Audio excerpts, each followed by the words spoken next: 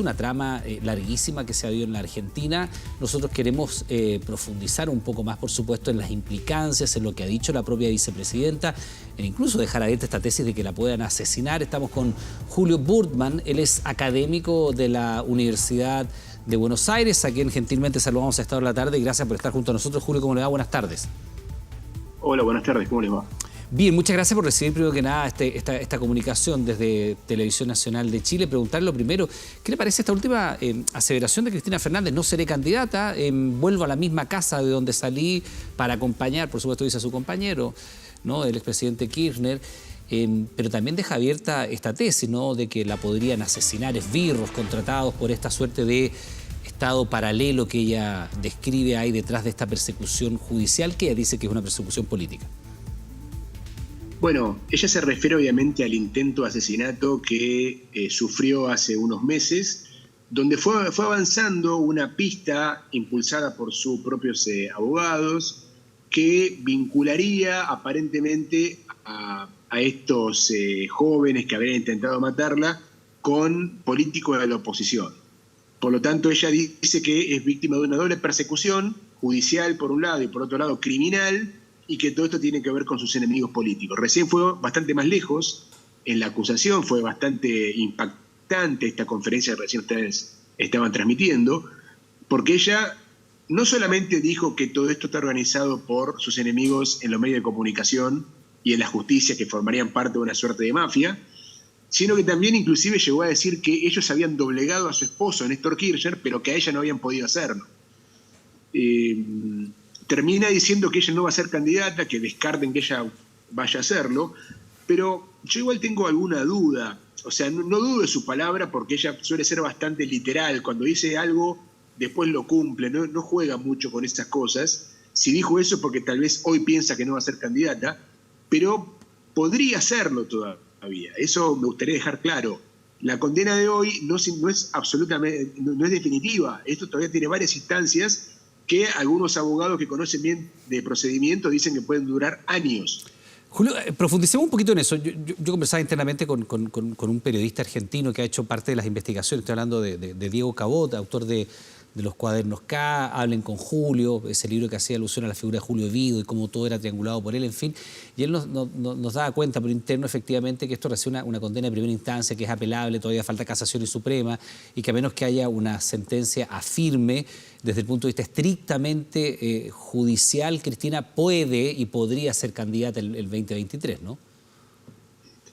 A mí me dicen abogados que conocen de procedimientos que estos juegos entre casación y justicia y Corte Suprema pueden llegar a llevar 3 o 4 años, tranquilamente. Yeah.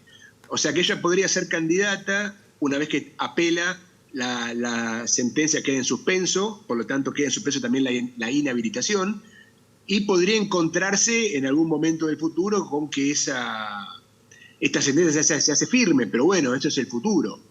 Tampoco creo que le tema mucho a la cárcel, no olvidemos que ella también tiene sus años y que tal vez cuando se haga firme la sentencia ya tenga una edad suficiente como para poder reclamar prisión domiciliaria.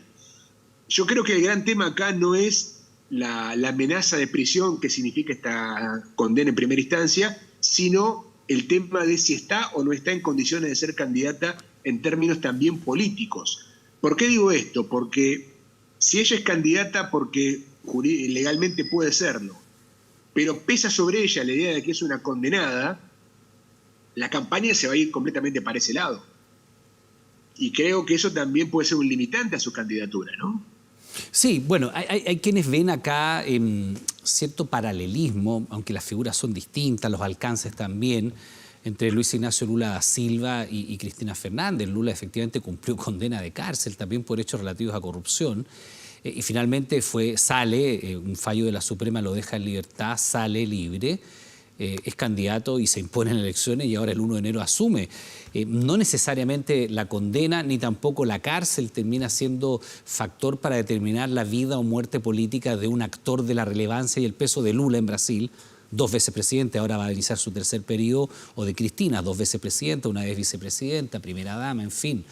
En ese sentido, tú dices, Julio, que la decisión de hoy día, tú le crees, hoy ella no sería candidata, pero eso puede cambiar. Puede cambiar, creo que hoy no lo sería. También creo que la comparación con Lula da Silva es muy interesante, pero hay que profundizar un poco más. Me da la impresión que Lula da Silva contaba con una presunción de inocencia muy importante en la sociedad brasileña, porque realmente la causa de Lula da Silva era bastante superficial. Todo desembocaba en un departamento de bajo valor, en una playa el famoso no muy cara de Lulaplex. Brasil. Que era, si bien se decía que era un triplex, habría que ponerlo un poco en contexto, era en una ciudad popular, era muy poco creíble todo lo que estaba en torno a la cuestión de Lula. El problema es que no hay una percepción igualmente inocente sobre lo que fue la obra pública. La obra pública tiene, en Argentina, y te diría que esto es bastante universal, muy mala prensa en la sociedad respecto de cómo son los procedimientos de asignación, de si hay o no hay sobornos, sobreprecios, preferencias. La obra pública es algo que tiene una mala imagen generalizada, ¿no? Comprarse un departamento en la playa era algo muy comprensible para un brasileño común. Acá ella va a tener una batalla más importante que dar en la opinión pública para que todos estén genuinamente convencidos de que es inocente. Yo sé que sus partidarios, aquellos que la votan, sin dudarlo, creen en su inocencia, pero ella necesita que esa presunción de inocencia llegue a un público más amplio. Ahora, en ese sentido, aquí hay figuras que son muy interesantes. Era el empresario Lázaro Báez en primera instancia, naturalmente que era quien recibía los beneficios de esta cercanía con el kirchnerismo, pero también Julio De Vido, ¿no? Como el superministro que finalmente era por donde pasaba todo esto. En ese sentido, acá se hablan de cifras que son monumentales, 100.000 millones, en fin, que habrían sido los que habrían estado bajo este sistema de asociación ilícita que describe el Ministerio Público y que finalmente logra condena. Pero ¿cuánto cala eso en la opinión pública argentina? ¿Cómo hoy día está, si tú quieres, el termómetro de la inocencia de Cristina Fernández? ¿Cómo se divide la opinión pública? Ella hace un ataque muy frontal contra los medios, hace la descripción de incluso estos viajes en aviones pagados por un medio, tiene acceso además a los grupos de WhatsApp y los expone públicamente, en fin, habla de este grupo de los huemules, como se llamarían estas personas que están detrás de esta organización que ella describe casi como, no como casi, sino que lo describe literalmente como un estado paralelo, una mafia. Yo lo pondría así. Los votantes fieles y seguidores de ella creen que ella es inocente, víctima de una persecución, y que Macri es un corrupto. Ajá.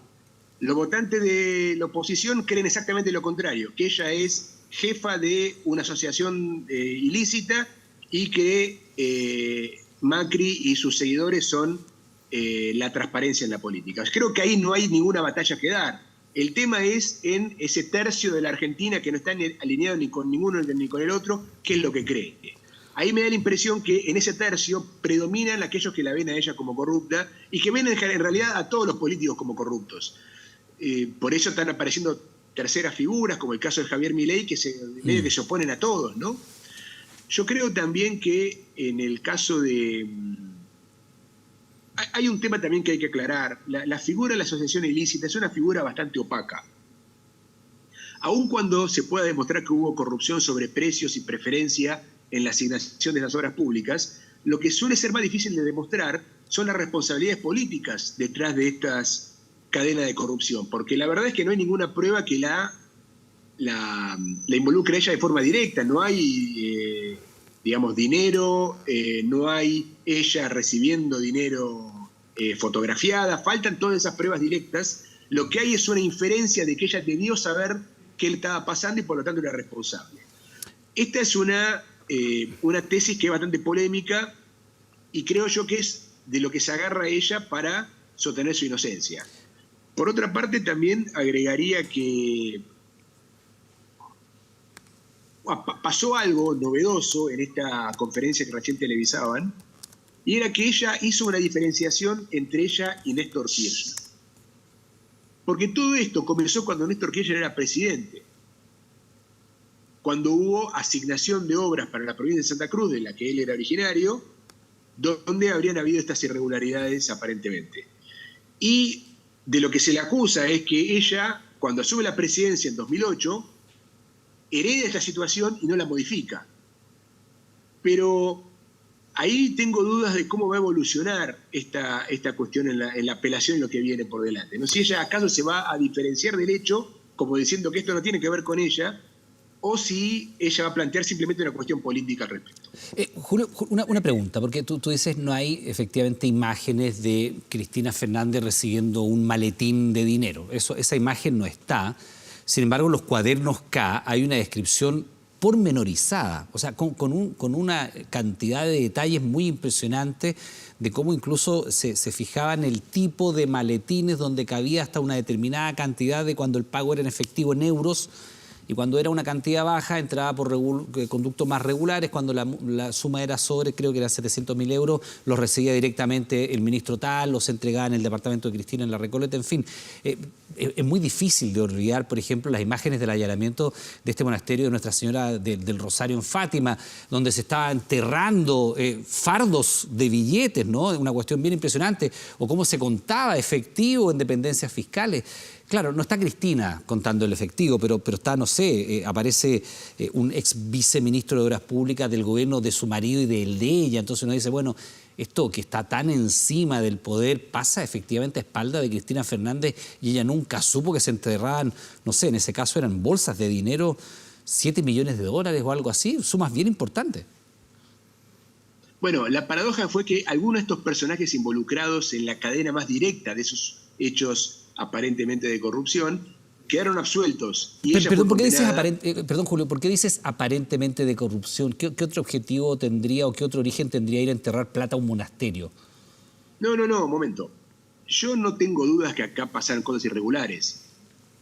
Sigo creyendo que todavía hay que demostrar la responsabilidad directa de Cristina Kirchner. Creo que esa es la parte más opaca de todo este procedimiento, ¿no? Este proceso. Sin ser especialista en temas judiciales, me parece que eso se logra a través de una relación de inferencia, de autoridad y causalidad respecto de la jerarquía de ella siendo presidenta. Bajo su mando pasaba esto, ella debió saberlo. Ella dice, esto no fue así, acá hubo corruptos, yo no me beneficié de esto. Ella nunca niega la corrupción, ella niega su responsabilidad. El tema es que no lo logró convencer al tribunal de que esto haya sido así. Yo creo que las apelaciones por venir en casación y la Corte Suprema van a girar en torno a eso, a que ella no niega que haya habido irregularidades, que haya estado José López con ese bolso de 10 millones de dólares o más, pero va a decir yo no estaba al tanto de esto, que es un poco también lo que pasó en Brasil. Ya, pero ¿no? Hagamos el punto y permíteme hacer una diferencia, porque efectivamente lo de Lula, con este departamento que es un triplex, que se conoce como el Lulaplex, que efectivamente era un barrio bastante popular, para una persona común y corriente puede parecer una gran cantidad de dinero, pero no era una cuestión exorbitante de dinero, ¿verdad? No hay un enriquecimiento. No es que Lula hoy día tenga una vida de un jeque árabe, ¿no? Y que no la tenía cuando era dirigente metalúrgico, ¿no? No es ese el caso, dista mucho de ser ese el caso. Y además el fiscal que termina investigándolo, o sea, Moro termina siendo después un actor político, es una cuestión bastante distinta. En el caso de Cristina Fernández, solo el año 22 en relación al 21, su patrimonio se incrementa en un 96% y no hay explicación alguna de aquello. Y si uno ve la cantidad de patrimonio inmobiliario que la familia Kirchner Fernández ha acumulado con el paso de los años, en paralelo con el ejercicio del poder, evidentemente son incrementos en el patrimonio que no guardan ninguna relación con los ingresos que tiene formalmente quien está en la administración del Estado en el cargo de presidenta o vicepresidenta. Esos ingresos por sí solos no explican el patrimonio inmobiliario que hoy día tiene Cristina Fernández. Bueno, eso es interesante porque, como bien dijiste, Cristina tiene muchas causas en su contra y, en mi opinión, esta, la que vimos hoy la condena, era la que no iba a prosperar. Yo creía que era más amenazante para ellas otras causas, porque tal como decías, en otras causas está involucrado su nombre en forma más directa. Por ejemplo, en la causa de los hoteles en el sur, sí, claro, donde aparentemente habría habido sobrefacturación en el alquiler de habitaciones, que puede ser una causa también menor, pero en ese caso lo que había era una relación más directa, porque ella era la dueña de los hoteles. Y los que habían alquilado las habitaciones eran empresarios. Por lo tanto, para mí esa era la causa que ella enfrentaba con más riesgo de ser condenada. Esta me parecía más indirecta. Por eso yo quedé un poco sorprendido que haya avanzado esta causa y no otras. Ahora, eso también puede querer decir otra cosa. Puede querer decir que mientras se sigue discutiendo la culpabilidad o no de Cristina Kirchner frente a esta causa, que a mi juicio tiene esta opacidad en su responsabilidad directa, vayan avanzando otras causas de mayor probabilidad de afectar su nombre. Por lo tanto, creo que el escenario que ahí tenemos por delante es más oscuro para Cristina Kirchner, porque puede ser que esta sea la primera de un conjunto de causas que terminen empañando su posibilidad y su carrera política. Antes que se nos vaya el tiempo, Julio, el presidente Fernández ha mantenido silencio en estas últimas horas desde que se conoce la condena. ¿Qué crees tú que debiera hacer el presidente o qué punto se espera que marque el presidente en relación a su vicepresidenta? Con quien además las relaciones han estado un poco tirantes, ¿no? Han tenido idas y venidas. Bueno, este es otro punto muy importante para destacar, porque este es un caso excepcional donde se está condenando por corrupción a la vicepresidenta, que aparte es la líder del movimiento político del oficialismo, en su gobierno, ¿no? Ahí es muy distinto del caso de Lula, que la condena fue cuando Lula estaba excluido, sí, claro, y totalmente excluido de la vida política, ¿no? Es como si acá estuviera gobernando Dilma Rousseff y lo condenan a Lula. No hay que descartar también que, aunque Fernández dijo que no lo va a hacer, que el gobierno puede utilizar la función del indulto, pero yo creo que no lo va a hacer porque sería una derrota política, ¿no? Creo que lo que busca Cristina Kirchner, tal como Lula, es reivindicarse políticamente, desestimar la causa, decir que la causa la hermana a sus enemigos, como en el caso de Lula lo hizo con Moro, y de alguna forma salir políticamente sobreseída. Porque el tema acá, insisto en este punto, no es tanto la condena en sí, que para mí es un tema secundario, la condena en términos de años de cárcel o de multas o de embargos de fondos, sino la inhabilitación política. Yo creo que lo que más daña a ella es que la saquen de la cancha. Y eso es lo que ella va a tratar de combatir políticamente. Julio, permíteme una pregunta muy breve, se nos va el tiempo, pero tú hablaste de la cancha. Solo para tener una percepción de el estado de ánimo de la sociedad argentina. Veíamos a una ministra de Estado días atrás hablando a propósito de la inflación y decía, mire, lo importante es que Argentina gane el Mundial y después vemos el tema de la inflación, el desempleo. Estando Argentina como está instalado en cuarto, qué sé yo, con toda la ilusión de que Messi sea finalmente la figura que esté a la altura de Maradona, y también teniendo en cuenta lo que genera el fútbol en Argentina, ¿el argentino está preocupado hoy día del Mundial y del albiceleste o está preocupado de este caso de corrupción y la condena a Cristina Fernández?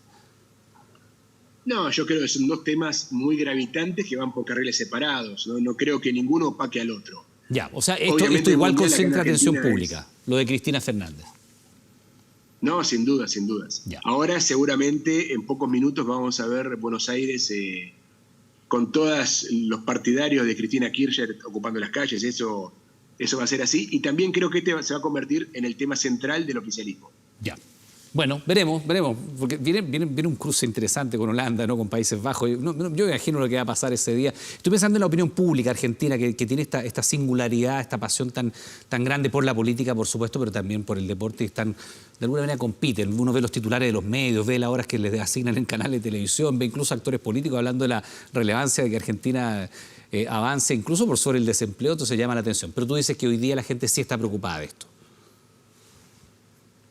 Bueno, probablemente si no hubiera Mundial sería más central, pero esto no va a pasar desapercibido ni mucho menos. Me parece. Yo creo que esto inclusive temo que le ponga un manto de conflicto muy fuerte a las elecciones del año próximo.